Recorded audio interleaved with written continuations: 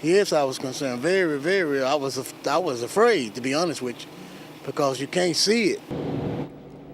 The Midland International Airport and Spaceport becomes the scene of an Ebola scare overnight. Hello, good morning. Thank you so much for joining us. We begin this morning with team coverage in a scare that left 69 passengers on an American Eagle flight concerned. CBS 7's Matt Rist was the first on the scene.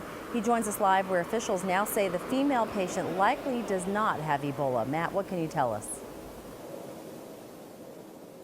Krista, Midland City officials tell me that the passenger was vomiting on the plane before it landed here at Midland International Airport. It was enough to put local paramedics on edge. They were discussing Ebola-like symptoms here at the scene when the plane landed. Take a look. The plane behind me, everything's calmed down. Now Midland City officials are saying that this female passenger on the plane likely does not have Ebola, but the whole scare was enough to put the 68 other passengers on board on edge. Emergency personnel and a hazmat triage greeted American Eagle Flight 2791 at Midland International Airport. Paramedics on scene discussed Ebola-like symptoms for one passenger who was vomiting on the plane. They said flu-like symptoms. Somewhere along the way, the word Ebola came out. And so you can imagine with the publicity that has been surrounding Ebola right now, that's something that people aren't taking very lightly.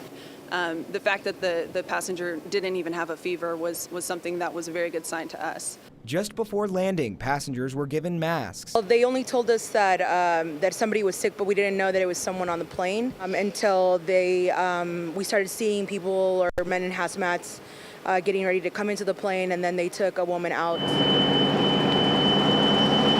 The sick transported to Midland Memorial Hospital. Paramedics used hazmat and infection control procedures in transport. Yes, I was concerned. Very, very. I was afraid, to be honest with you, because you can't see it, you know.